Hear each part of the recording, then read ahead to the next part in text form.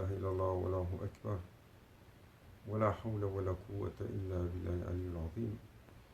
بسم الله الرحمن الرحيم. دستور مدد يا سيدي، مدد يا رجال الله، مدد سلطان الأولياء سيدنا شيخ محمد نازم الحقاني. دستور مدد، مدد الحق يا كتب التصاريف. Alhamdulillah, qu'Allah Azzawajal nous a accordé d'être ensemble ce soir encore pour nous ici en Amérique du Nord. Inch'Allah, Sha'ban Mubarak, une entrée dans ce mois honorable, dans ce mois honoré, dans ce mois illuminé. Car le sallallahu alayhi wa sallam, Rajab Shahrullah, Sha'ban Shahri ou Ramadan Shahri Ummati. Il a élaboré la succession de ces 3 mois, tel un chapelet de lumière donné aux croyants.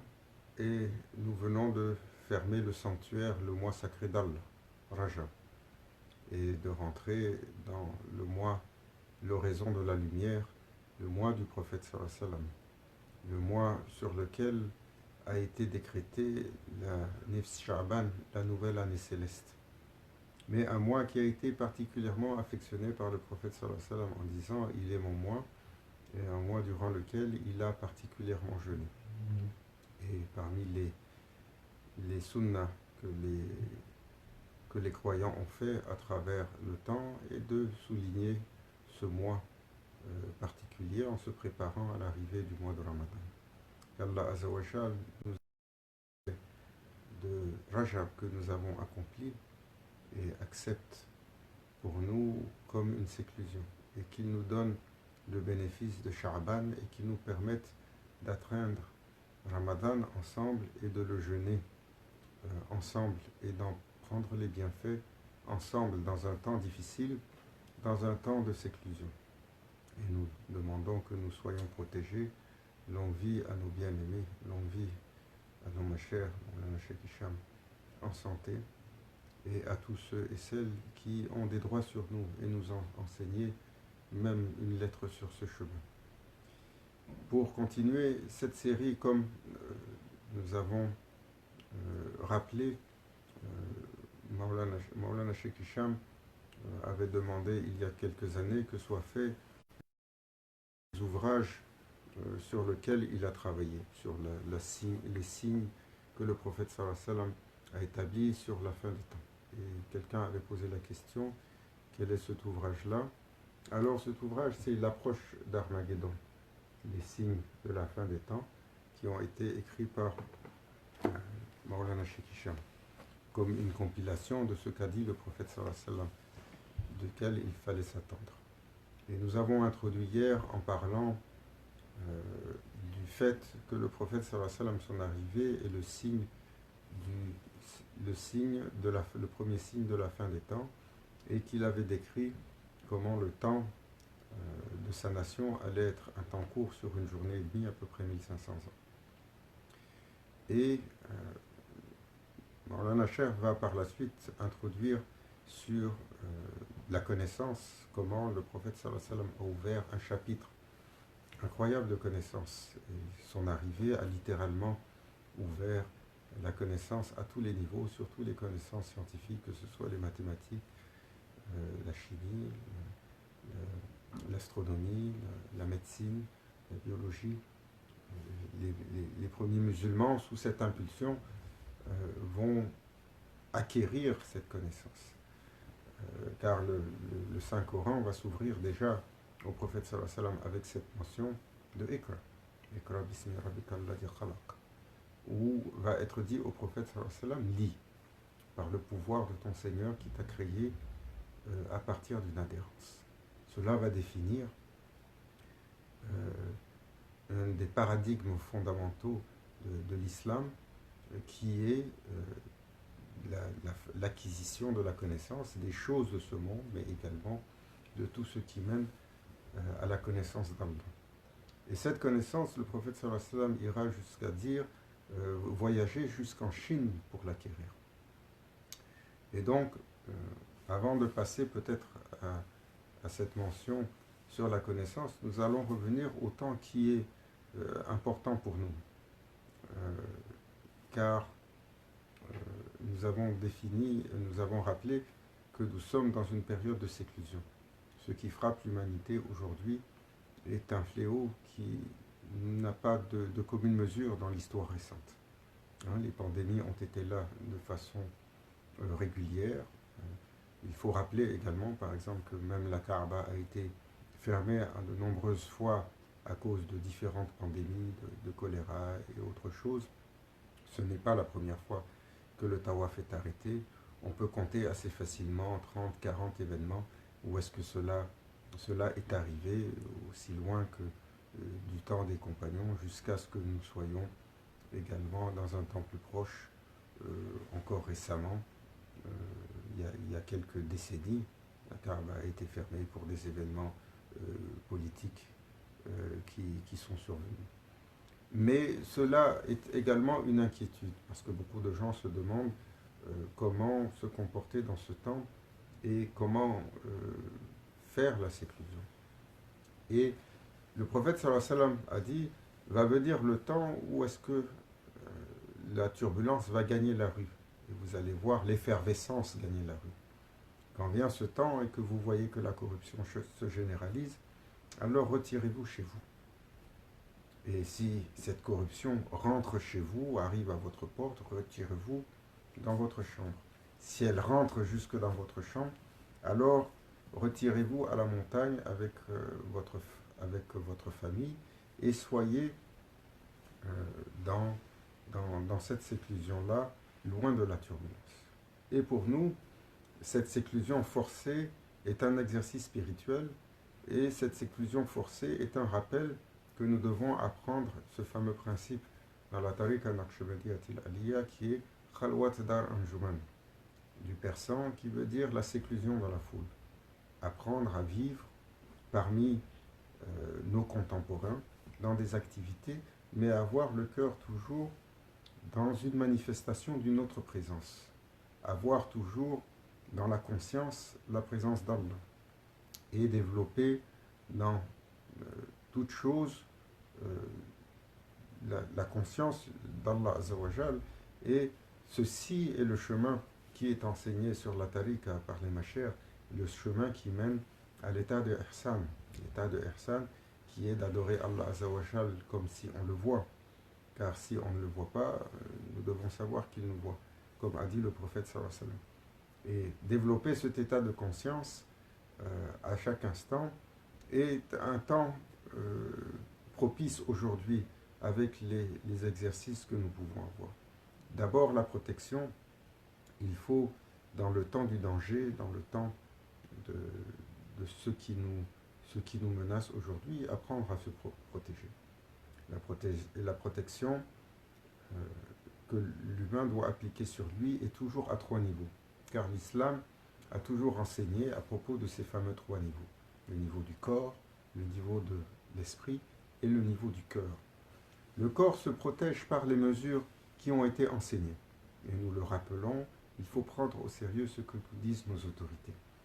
Si l'humanité est à la veille de sacrifier un quart, presque un tiers ou même 40% de son économie, ce qui est colossal, surtout pour les nations occidentales, c'est que le danger est relativement sérieux.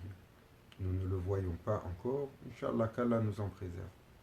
Mais se protéger le corps à travers ce que le prophète sallallahu alayhi wa sallam nous a enseigné, la purification du corps et toujours ces mesures, le serviteur, il doit comprendre que son corps est constamment soumis à des impuretés. Et aujourd'hui, c'est une impureté qui est encore plus grande, car elle est mortelle.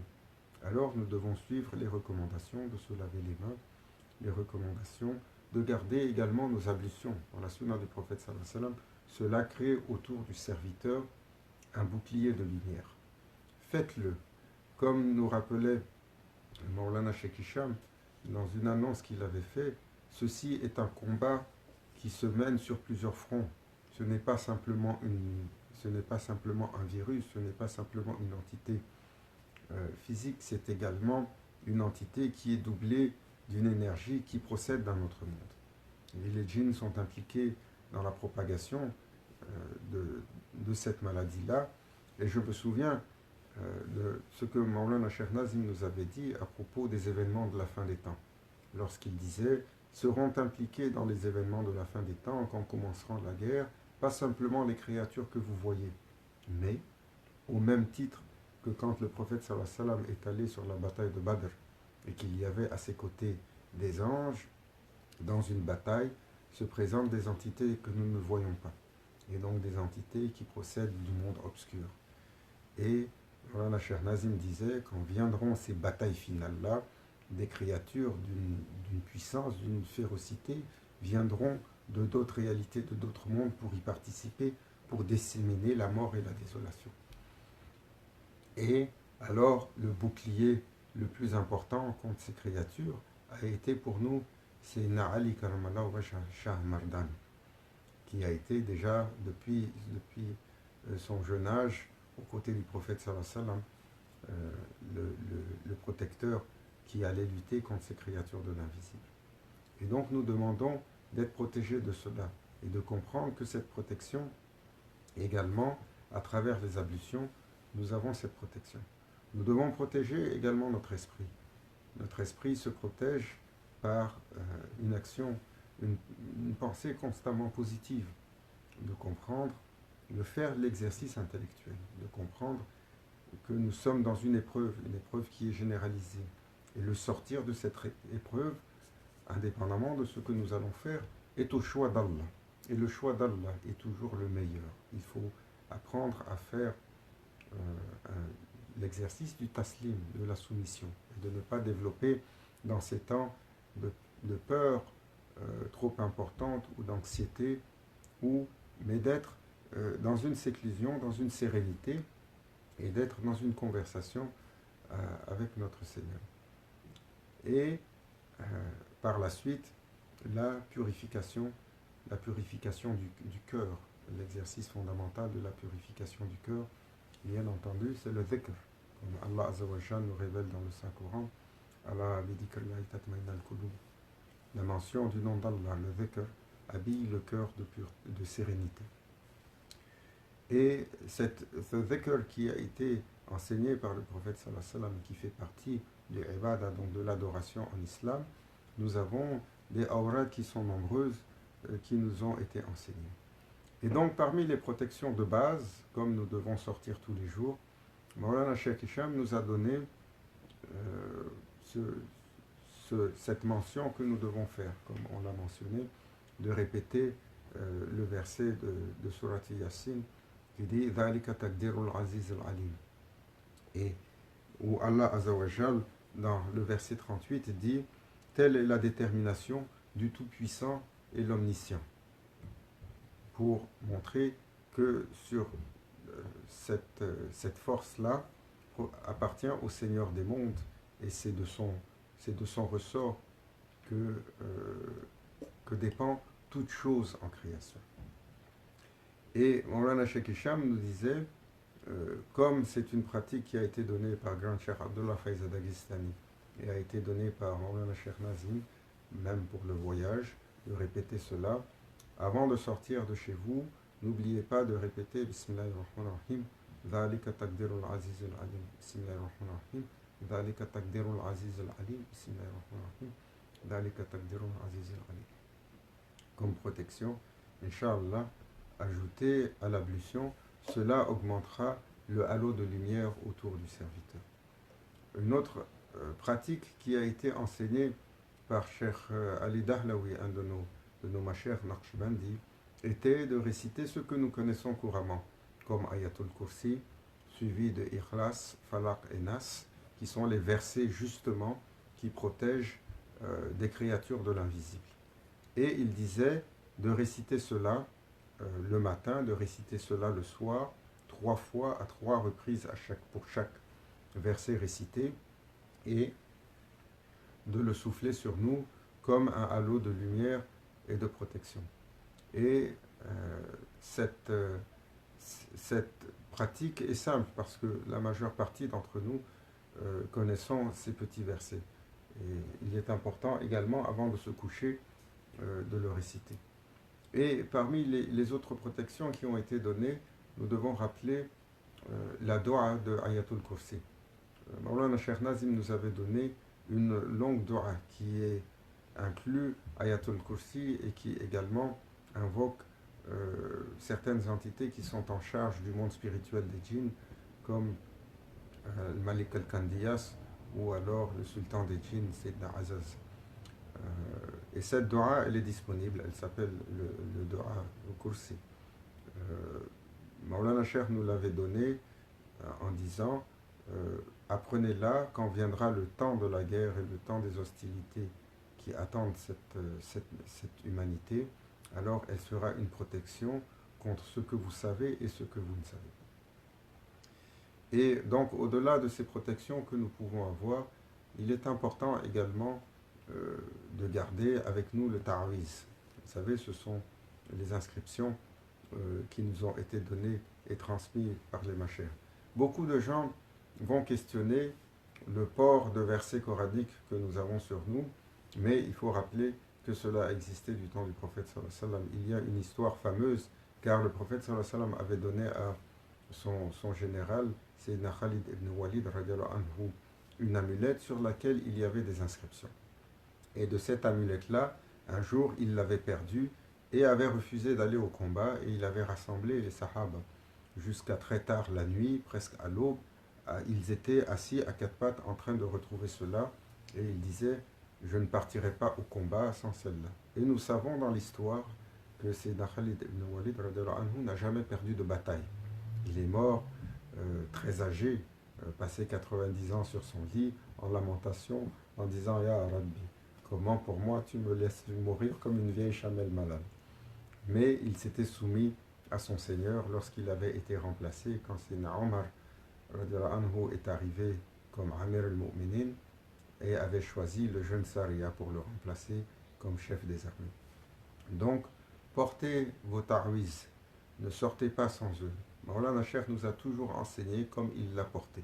Le ta'wiz qui a été Allahu Haq, Bismillahirrahmanirrahim, La ilaha illallah Muhammad Rasulullah. C'est un ta'wiz spécial qui a été conçu par Cheikh Abdullah Faiz Dagestani, le cheikh de Maulana Cheikh Nazim. Il faut rappeler que sa création est par rapport aux attaques que subissait un homme qui est venu voir Maulana Cheikh Abdallah en lui disant Ya Seydi, la nuit quand je m'endors, je suffoque et je me réveille en sursaut comme s'il y a quelque chose qui essaye de m'étouffer. Et Grand Cheikh avait regardé, il a dit c'est une variété de djinns excessivement virulents, de shaitan qu'on appelle les maradatu djinns, qui ont été là du temps du prophète sallallahu alayhi wa sallam, qu'il avait demandé à Sayyidina Ali de les emprisonner entre le ciel et la terre dans une prison de lumière. Mais ces maradatu djinns, quand viendra le temps de la fin, par l'action des humains qui va générer tellement d'obscurité, la barrière de lumière qui les tient va commencer à s'effriter et ils vont descendre sur terre. Et ils sont responsables de la violence que l'on voit chez les humains et des comportements littéralement bestials de terreur que l'on voit chez certains humains. Car ils rentrent, mais Allah les a conçus trop faibles car ils ont juste une narine pour limiter leur force, sinon ils rentreraient, prendraient possession des humains et les étoufferaient. Donc, quand cet homme est venu voir Grand Cheikh lui a dit « Reviens me voir une autre fois et Inch'Allah, je te donnerai quelque chose. » Et la nuit, il est allé en Muraqaba, Grand Cheikh, et il lui a été révélé cette espèce de ta'awiz qui est écrit en cercle que nous plions et que nous portons avec nous. Et depuis que l'homme, le mouride, a porté cela, alors il n'avait plus ce problème où il étouffait de par une présence maléfique. Alors gardez vos ta'awiz sur vous et Maulana Cheikh nous a également enseigné sur les demeures, d'en mettre un sur chaque direction, donc chaque point cardinal, car cela crée également une répulsion pour toute entité qui essaierait de s'approcher sur nos demeures. Et donc, on me posait la question, dans ce temps, comment faire l'exercice spirituel. Maintenant que nous avons quelques recommandations des machères comment se protéger, comment mettre à profit ce temps. C'est un temps de séclusion, c'est un temps de i'tikaf, c'est un temps de khalwa, c'est un temps de retraite qu'il faut mettre à profusion autant que nous pouvons. Et il faut apprendre durant ce temps-là, parce que nous sommes loin les uns des autres, nous sommes loin de nos enseignants, nous sommes loin de nos machers. Il faut apprendre à bâtir la Rabita et Sharif, la connexion de cœur.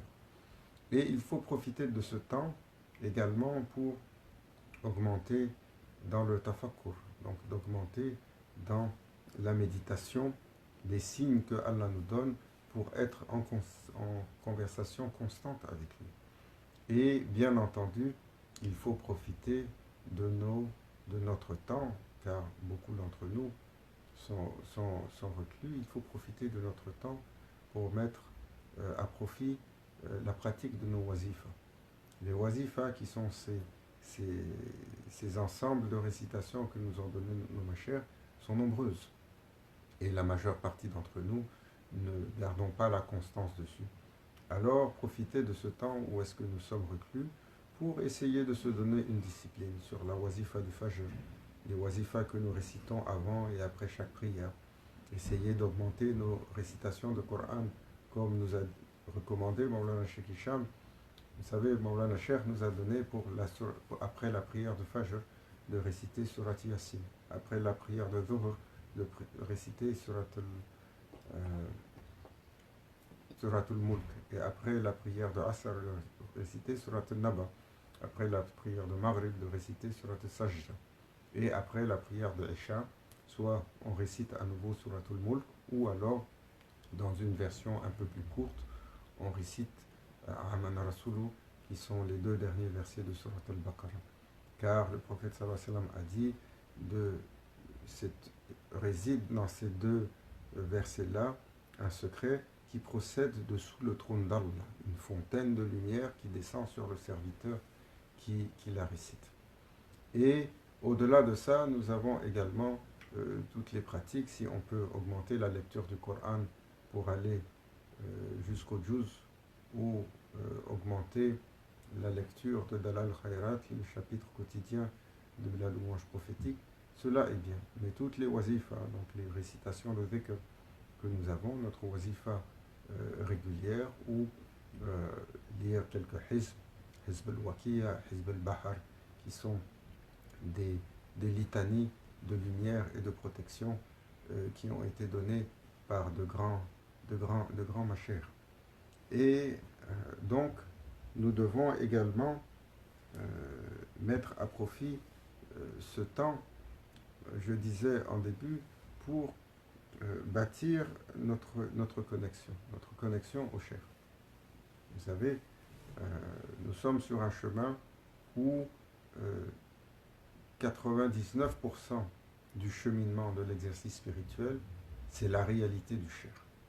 Ce n'est pas quelque chose que nous accomplissons. Il faut apprendre à bâtir cette relation de cœur. Et pour bâtir cette relation de cœur, bien entendu, il faut s'exercer aux exercices de Rabita, à travers la Muraqaba, par exemple. Et ces exercices de connectivité, pour le serviteur, sont simples. Pour ceux qui ont pris bay'a avec un cher, qui l'ont rencontré, en l'occurrence, pour nous, l'Archibandi, c'est dans un temps qui est serein.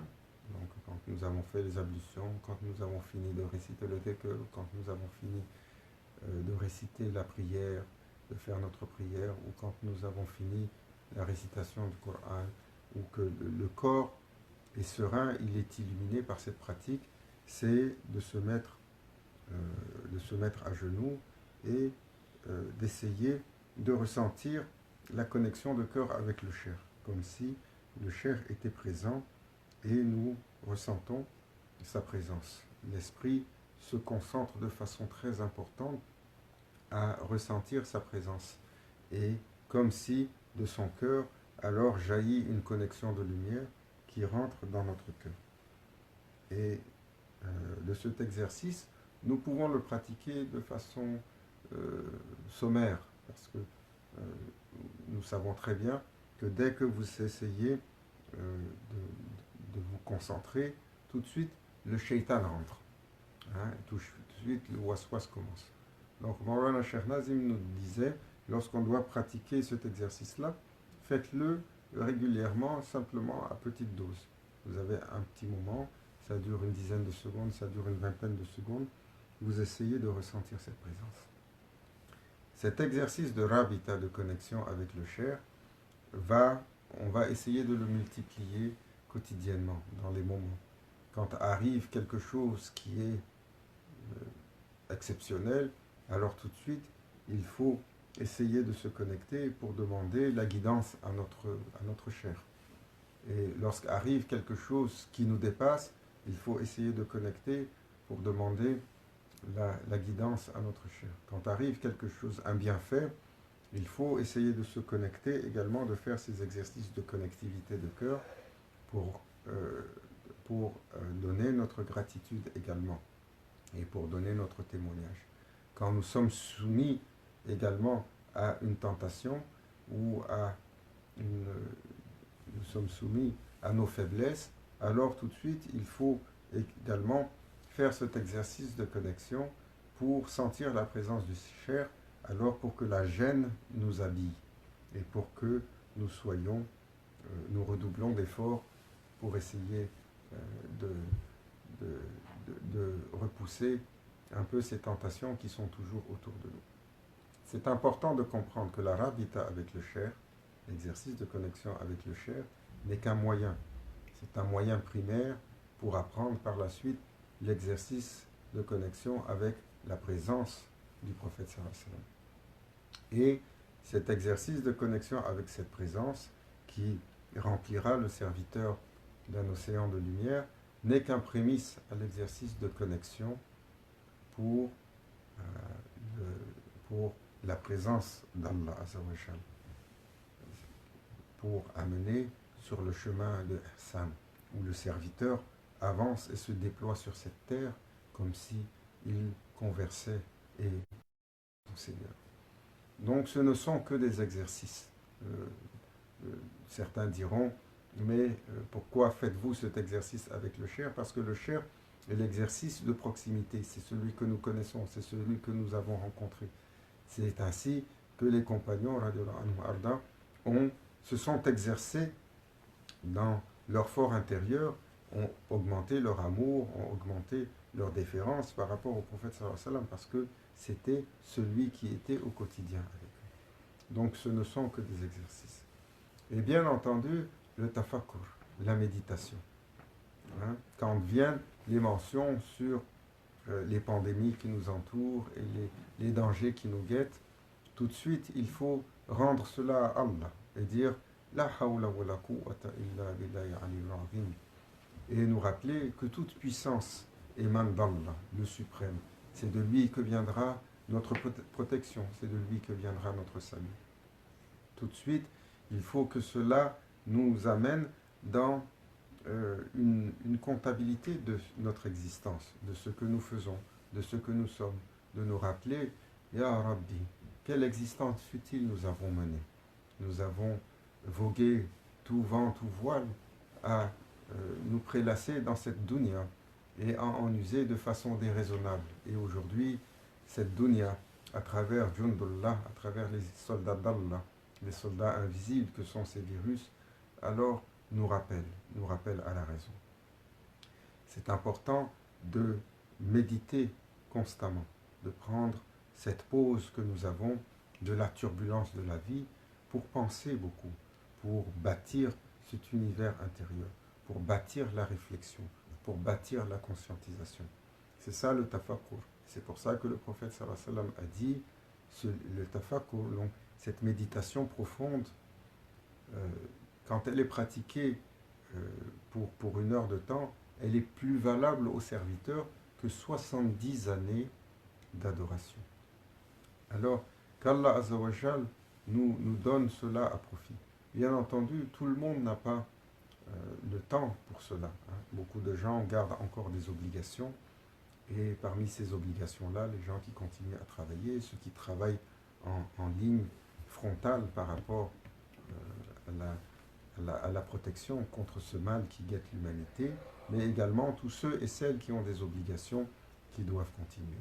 Mais malgré cela, nous sommes tous dans ce tajalli, dans cette espèce d'état d'émanation qui est ambiante, un tajalli de majesté, où nous ne savons pas quelle va être la prochaine étape par rapport à la propagation de ce virus.